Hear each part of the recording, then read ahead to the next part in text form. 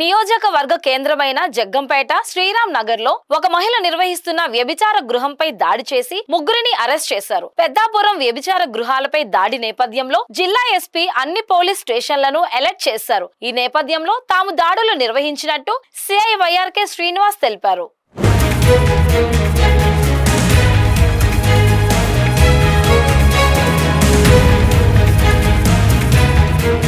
జగ్గంపేట శ్రీరామ్ నగర్ లో జి కాంతం అనే మహిళ వ్యభిచార గృహం నిర్వహిస్తుందనే సమాచారంతో వారెంట్ తో సెర్చ్ చేయడం జరిగిందన్నారు. ఈ దాడిలో బాధితురాలు ఇద్దరు విటులు వ్యభిచారం నిర్వహించే కాంతంను పట్టుకోవడం జరిగిందన్నారు. బాధితురాలిని ఐసిడిఎస్ ఆధ్వర్యంలో వారి బంధువులకు అప్పగించడం జరిగిందని, మిగిలిన ముగ్గురిపైన కేసు నమోదు చేయడం జరిగిందన్నారు. ఎవరైనా వ్యభిచార వ్యాపారం నిర్వహిస్తే కఠిన చర్యలు తీసుకోవడం జరుగుతుందన్నారు.